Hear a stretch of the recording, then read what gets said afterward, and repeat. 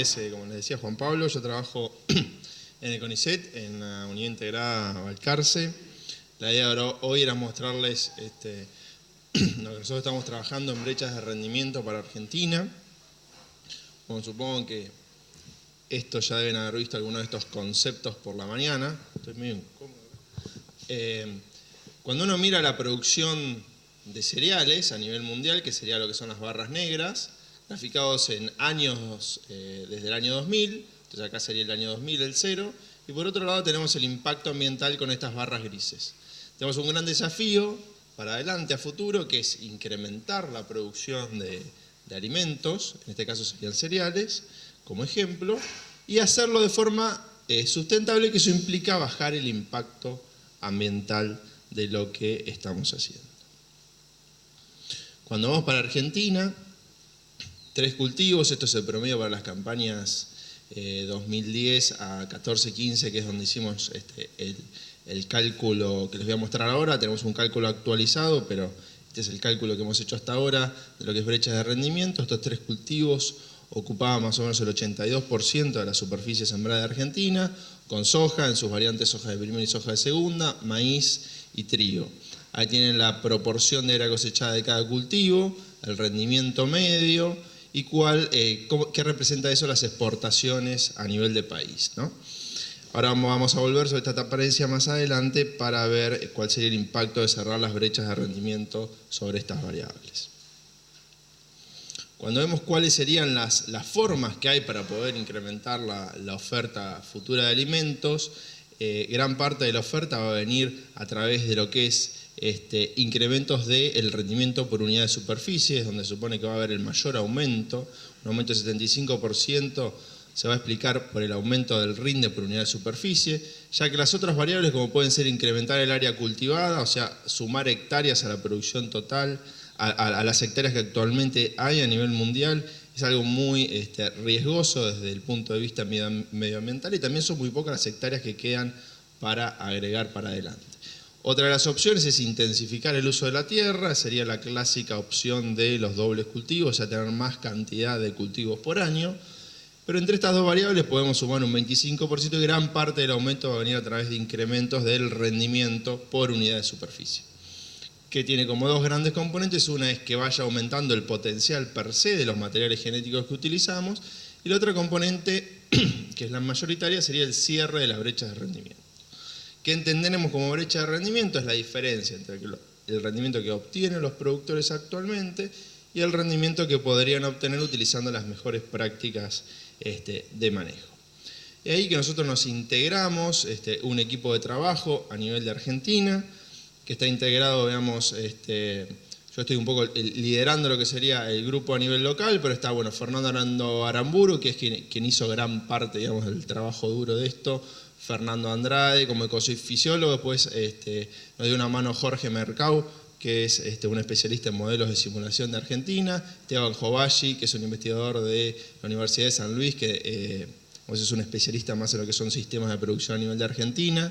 Trabajó también Miguel Tahuada, que es el especialista en suelos a nivel de INTA, y Antonio Hall, también otro especialista, digamos, a nivel de lo que es sistemas de cultivo en la Argentina. Este es el grupo, digamos, que integró el cálculo de brechas de rendimiento para Argentina, que está integrado dentro de un grupo global mayor que está coordinado la Universidad de Nebraska en conjunto con la Universidad de Wageningen en Holanda. Entonces, como les decía, en este proyecto parte de la base de calcular, por un lado, un rendimiento... perdón, se me borró una parte.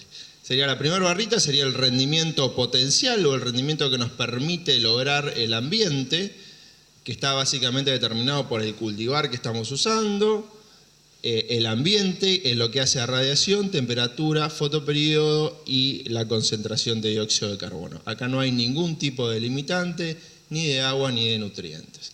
Después tendríamos un rendimiento que sería potencial limitado por agua, que es esta barra que podemos ver acá, en el cual la principal limitante pasa a ser el agua, determinado por las lluvias que caen en un determinado lugar, y el tipo de suelo que va a determinar el agua que nos puede entregar ese suelo para el cultivo. Y por último tendríamos la barrita, la más chica, que sería el rendimiento que finalmente logran los productores, que ahí ya va a estar afectado por problemas como pueden ser nutrientes, malezas, plagas, enfermedades, demás problemas de manejo. Esta diferencia entre el rendimiento para una zona, esta brecha de rendimiento para una zona de secano sería la diferencia entre ese rendimiento potencial que podemos obtener con el agua disponible y la diferencia entre el rendimiento que finalmente obtiene el productor. ¿Hasta cuándo se puede llegar a achicar esa brecha de rendimiento?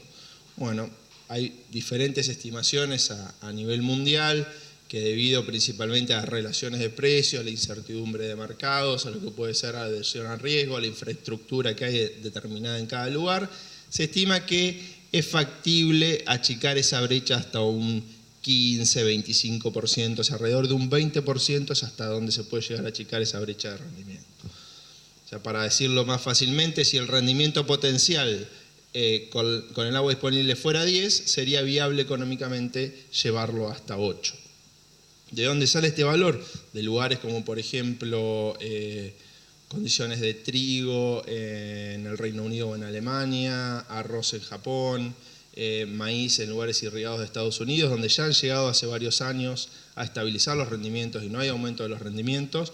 Los rendimientos se están estabilizando alrededor de ese valor que les estoy haciendo referencia, ¿no? Bueno, ¿qué fue lo que nosotros hicimos en este trabajo?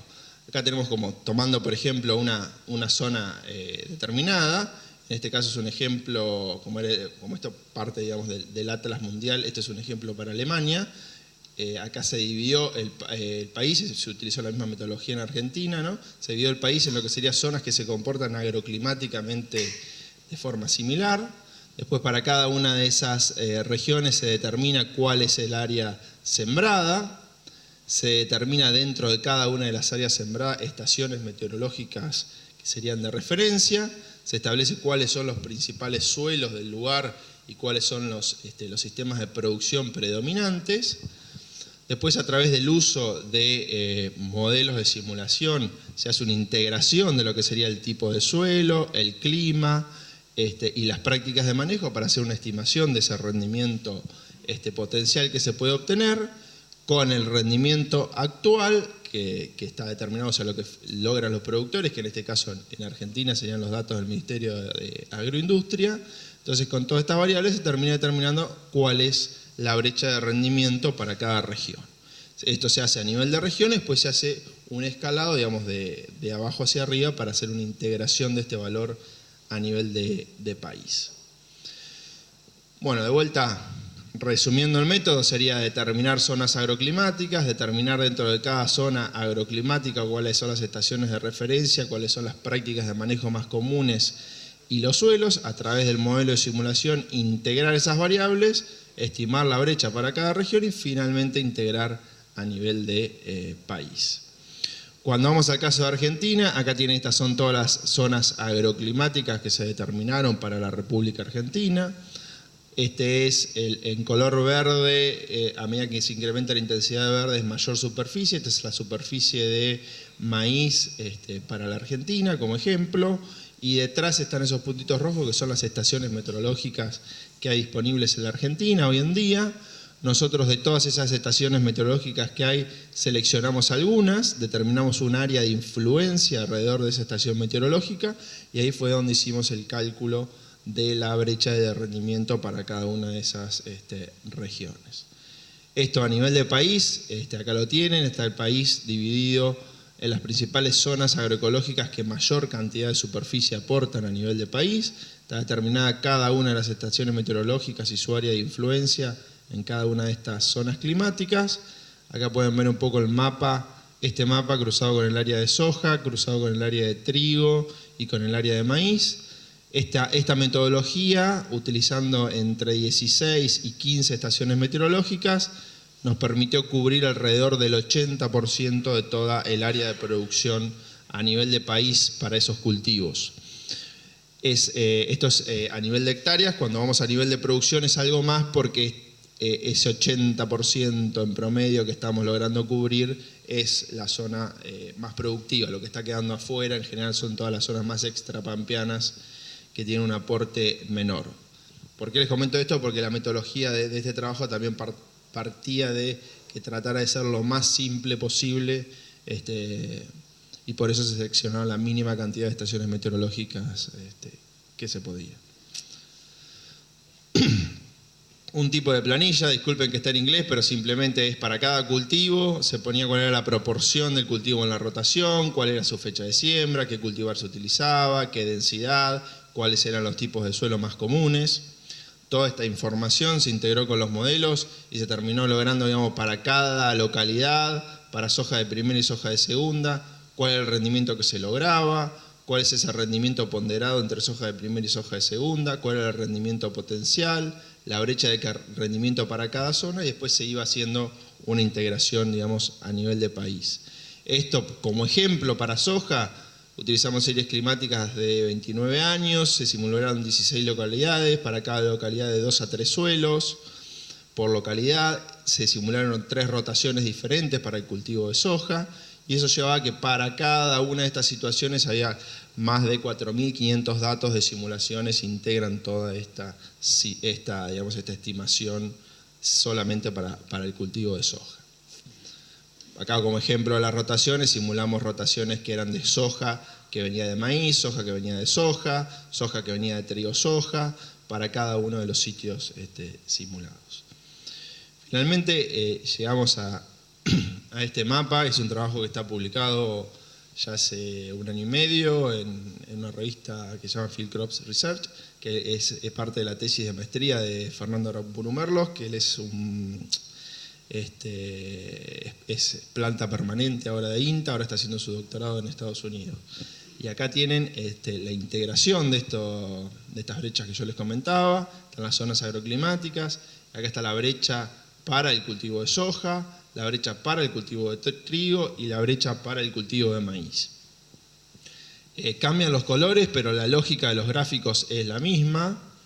Cuando ustedes miran una determinada tortita, el tamaño de la torta determina el rendimiento potencial en secano de esa región. La parte más oscura de la torta es el rendimiento que se está logrando y la parte amarilla sería la brecha de rendimiento. En términos generales, las brechas de rendimiento son menores para el cultivo de soja respecto a lo que es el cultivo de trigo y de maíz. Cuando uno se va más hacia las zonas extrapampeanas, o sea, digamos, zona núcleo, es donde las brechas de rendimiento son mayores. Eso se ve en los 3 cultivos. Cuando uno finalmente hace la integración de esta información a nivel de país, lo que estamos pasando para esta serie de datos de un rendimiento que lograron los productores de 2.700 kilos. Nosotros estamos calculando que el rendimiento al 100%, o sea, el potencial que podrían lograr en secano en integración a nivel de Argentina sería de 3.900 kilos, con lo cual la brecha en este caso para soja son de 1.200 kilos o, por decirlo de otra forma, de un 32%. Si nosotros esa brecha la achicamos a un valor lógico, que sería llevarla del 32 al 20%, eso implica para esa serie de datos que hubiéramos podido pasar de 48 a 55 millones de toneladas de soja, o sea, el mismo razonamiento para el cultivo de trigo, para el cultivo de maíz, nada más que simplemente ahí las brechas de rendimiento son mayores en porcentaje, y ahí, bueno, el impacto en la producción es algo menor por la menor superficie sembrada, pero implica cambios sustanciales en aumento de la producción para cada uno de estos cultivos. Bueno, entonces fue como la primera etapa del trabajo, determinar cuáles eran las brechas de rendimiento, y ahora estamos como en la segunda fase. Yo les quería mostrar algo de lo que estamos trabajando ahí. Entonces, un poquito la pregunta que viene detrás de esto es cuáles son las brechas de rendimiento, o sea, cómo podemos hacer para esta brecha que estamos estimando poder achicar esa brecha a un valor, digamos, razonable. Y ahí, bueno, empezamos a tener algunos primeros indicios de estas cosas que salieron en este trabajo. Por un lado, ya acá puse la pregunta si nosotros somos conservadores u optimistas en la tecnología de cultivos. Fíjense que cuando uno mira la brecha de rendimiento calculada en forma anual en función de los años, acá están con cada color diferente los cultivos. uno lo que ve es que en líneas generales hay alta variabilidad de la brecha, o sea, la brecha no es la misma todos los años, hay años con más brecha y años con menos brecha, y uno cuando termine evaluando e integrando estos valores de brecha de rendimiento en función de un índice de estrés, acá sería que no hay estrés, o sea, un año que estamos con la precipitación muy cerca del potencial, o sea, años llovedores versus años más secos. Lo que se ve es que la brecha de rendimiento es menor en los años más secos y es mayor en los años más húmedos. Este es un indicio que nosotros entendemos que lo que está pasando es que el productor en general la tecnología que aplica es una tecnología que le permite capturar rendimientos medios o rendimientos medios a bajos y no logra estar utilizando un tipo de tecnología que también le permita capturar el alto potencial de los años de mayor rendimiento. Esto, para verlo de otra forma, cuando uno mira cuál es el impacto del ENSO, o sea, de este fenómeno del Niño a nivel de Argentina, uno puede ver que acá tenemos graficados los rendimientos de soja en función del año de cosecha y los rendimientos de maíz en función del año de cosecha. Fíjense que se ve un despelote bastante grande año a año, pero hay una tendencia en ambos hacia el aumento de rendimiento. Pero si uno lo divide a esto en función, a cada año le pone un color diferente. Fíjense que todos los años niños de soja están por encima de la media, o sea, son todos los años de mayor rendimiento. Lo mismo pasa con los años de maíz, y los años de menor rendimiento para soja y para maíz son los años niña.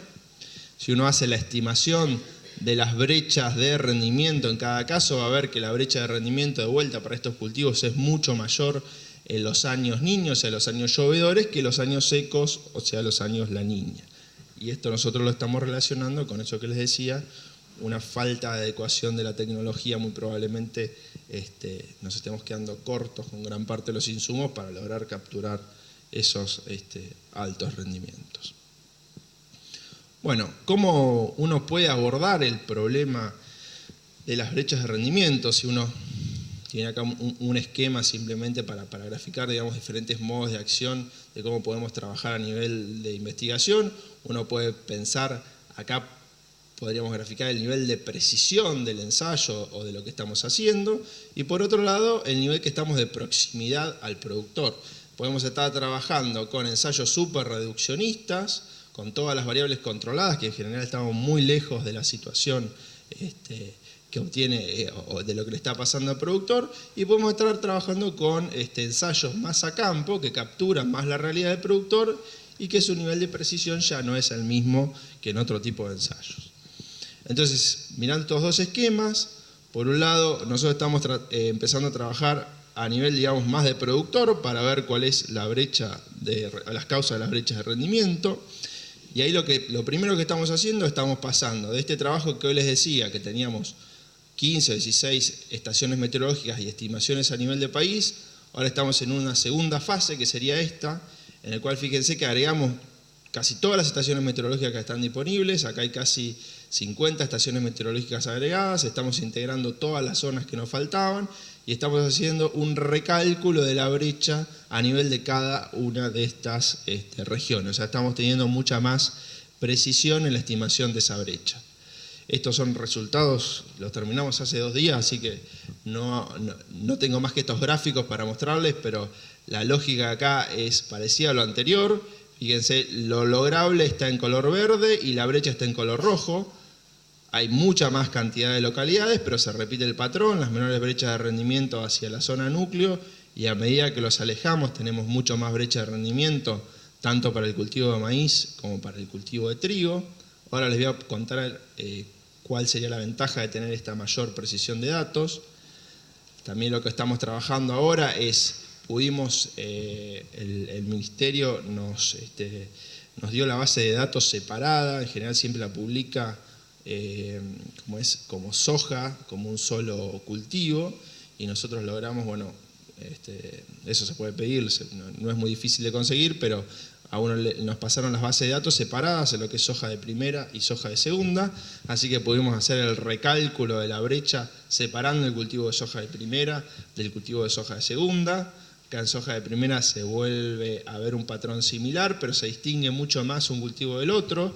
Esto era algo que ya habíamos tenido algún indicio, pero acá se ve mucho más claramente, que el cultivo, o tenemos mucho para mejorar todavía en lo que es el cultivo y aplicación de tecnología con el cultivo de soja de segunda, y en soja de primera es donde la brecha de rendimiento es muy chica, incluso hay muchos lugares donde uno pensaría que ya es difícil seguir aumentando los rendimientos de soja.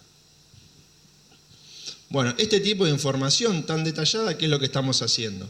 Vamos a cruzar esta información detallada que nosotros estamos generando con, por ejemplo, bases de datos, en este caso bases de datos de la Bolsa de Cereales de Buenos Aires, que ellos tienen diferentes tecnologías de manejo para diferentes tipos de productores, y lo que vamos a tratar de hacer es ver cómo esta brecha de rendimiento se vincula con el nivel tecnológico del productor. En un análisis previo que hicimos, ahí lo que veíamos es que en general las zonas de mayor brecha son las zonas de menor aplicación de tecnología. Este trabajo de la Bolsa de Cereales de Buenos Aires es una encuesta para que ellos dividen los productores entre productores de tecnología alta, media y baja, y ahí nosotros lo que hicimos es integrar ese valor como en un promedio y determinar cuál es el productor promedio a nivel de cada región, y lo que se ve que las zonas donde más tecnología se aplica, que corresponden en general con la zona de núcleo, son las zonas de menores brechas de rendimiento. Ahora en este análisis, con esta base de datos más detallada, vamos a tratar de ver un poco cuáles son las principales prácticas detrás de eso.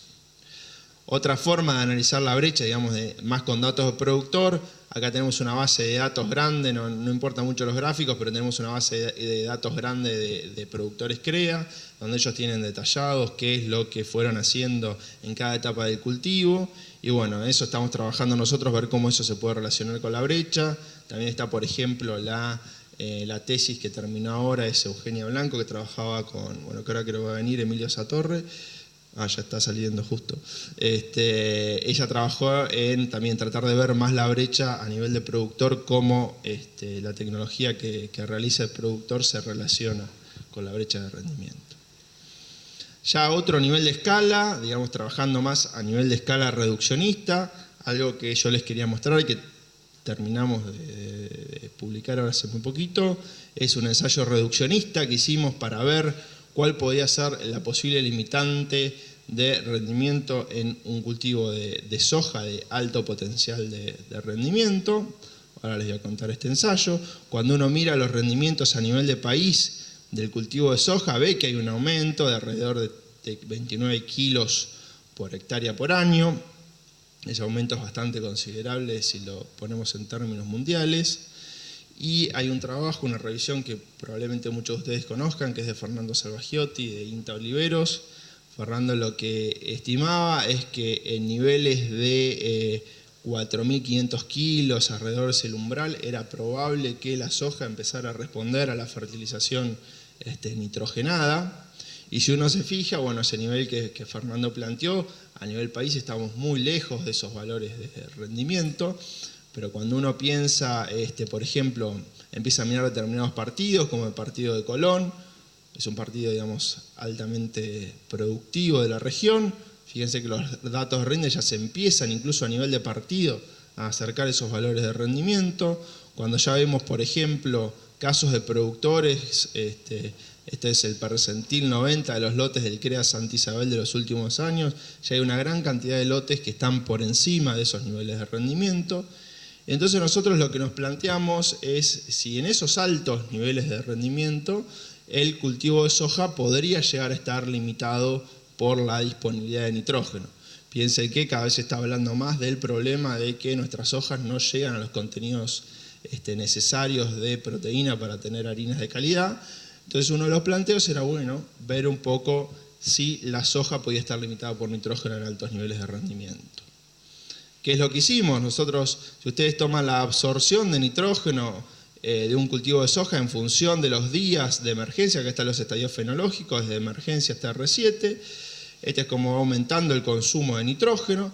Nosotros lo que planteamos es un ensayo en el cual lo que hicimos es, no teníamos ninguna intención de ver cuál era la dosis óptima económica, sino que queríamos tener un cultivo de soja al cual no le faltara nunca el nitrógeno, que no tuviera ninguna deficiencia de nitrógeno.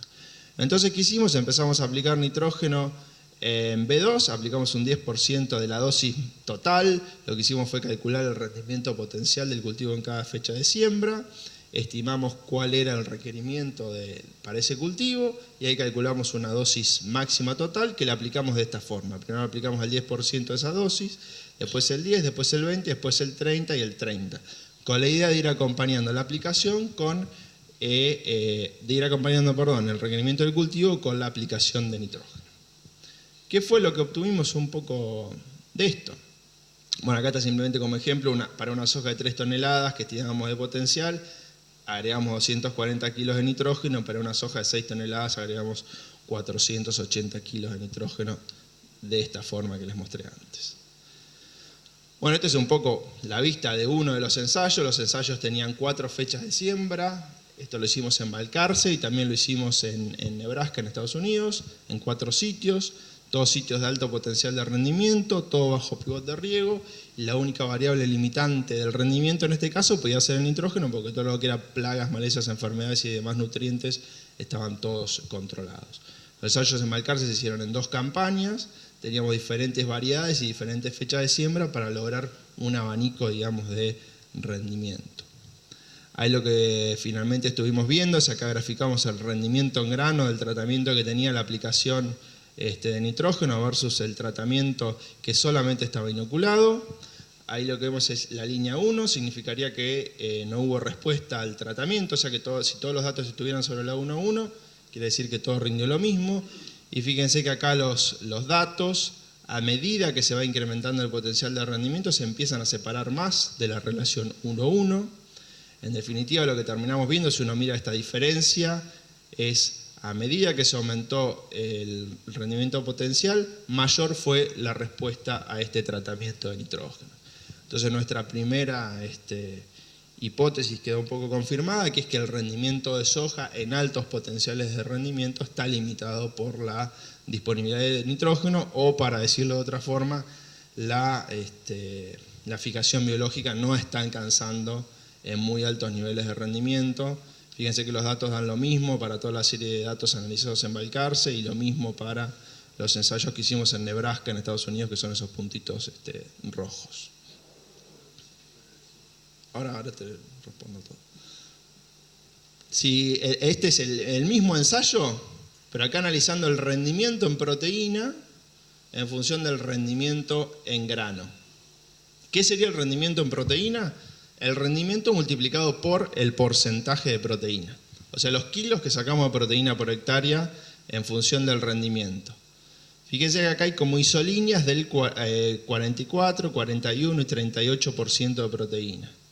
Los datos rojos son los que tenían este tratamiento de suficiencia de nitrógeno. Fíjense que en la medida que se incrementó el rendimiento, el tratamiento que tenía suficiencia de nitrógeno mantuvo los niveles de proteína. Y en la medida que se incrementó el potencial de rendimiento, el tratamiento que solamente estaba inoculado pasó de un 41 a un casi 38% de proteína. O sea, hubo un efecto de dilución de los contenidos de proteína en alto rendimiento para la soja que simplemente estaba inoculada. Cuando vemos en aceite no hubo ningún cambio, o sea que estos tratamientos no afectaron los contenidos de aceite. Bueno, el resultado de este ensayo, digamos, más reduccionista es que, digamos, este tratamiento nos permite lograr mayor rendimiento de proteína y aceite, nos logramos mantener los niveles de proteína, y la principal explicación de esto, que hay detrás de esto, es que el cultivo lo que termina pasando es que al agregar nitrógeno de esta forma termina absorbiendo más nitrógeno y logra rendir más. No es que hay un posible efecto de que el costo de la fijación o algún tipo de esas cosas. Bueno, perdón que me fui muy en detalle con esto, pero bueno, para ir terminando, lo que yo le quería mostrar es que en la Argentina es posible aumentar los rendimientos de soja, de maíz y de trigo con las tecnologías actuales que tenemos disponibles, y que, bueno, para analizar las brechas de rendimiento no solamente tenemos que ir a este enfoque más reduccionista como lo que les traté de mostrar hasta ahora, sino que tenemos que avanzar mucho, sobre todo en estudios más a nivel de campo, a nivel de productor, para tratar de ver cuáles son un poco las causas de las brechas de rendimiento. Y bueno, un poco creo que era el lema de la jornada y demás, pero la idea es, bueno, tratar de, obviamente, aumentar la producción, pero hacerlo de forma que estemos conservando el medio ambiente.